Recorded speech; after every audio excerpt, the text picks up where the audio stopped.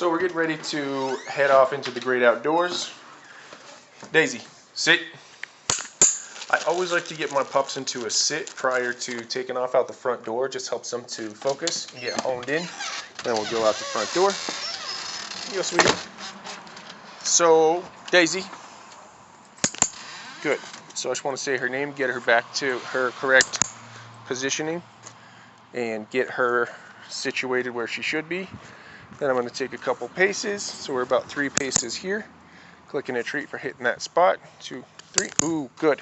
So I'm going to click for about every 3 paces, or when Miss Daisy gives me some good eye contact. So we are on the wrong side, getting out ahead. I'm going to switch directions on her, and here she is. So I'm going to give her an opportunity to come up from behind. Daisy. And go where she needs to go. Very good. 2, 3. Very good. So that was right on cue for the 3rd step. Perfect. And then also that eye contact. So we're clicking for eye contact. Good. So for her looking at me, then I'm also clicking for having her go every 3 paces and being positioned right there. Good job, sweetie. Very good. Perfect. So she's a little ahead. Let's see. So not bad. We'll let her sniff for a second. Sniff. Sniff. Daisy, come.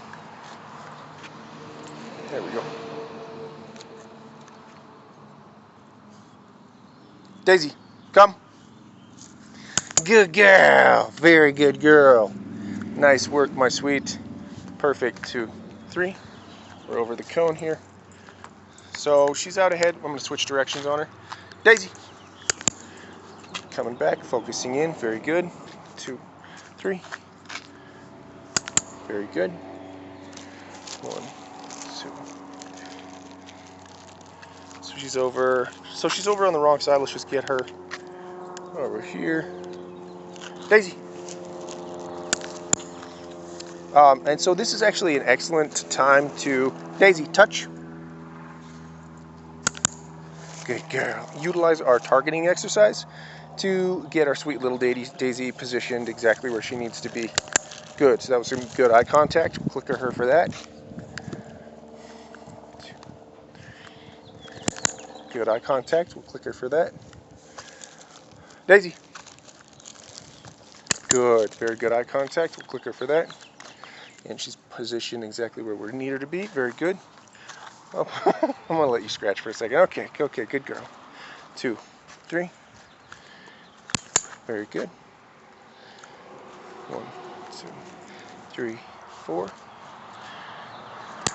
So when she's doing well, then you can start to increase the amount of paces. 2, 3, 4. You are great, my little sweet. So you're just giving yourself a little scratch. That's okay.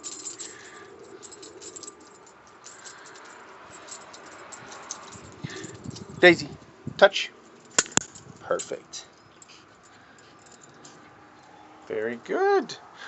So that is largely what our loose leash walking should look like.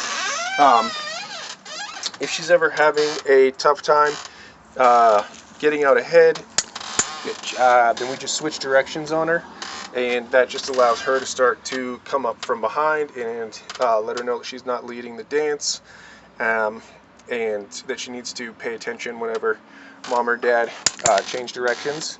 And when we're changing directions, I would say Daisy's name, give her an opportunity to realize that that's what we're doing, focus in, and switch directions. So one last thing I'll say before we go inside is there's something called a crack walk, which can be beneficial, just walking from one crack to the other. Let's say, Daisy. She looks at me. Good. And we're going over here. Daisy. And we go over here. Daisy. Good. Daisy.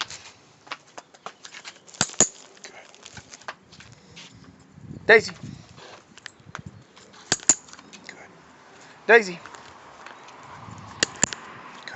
Daisy. So just doing a lot of changing directions on Miss Daisy can help her to get focused and honed in and always follow you. Daisy.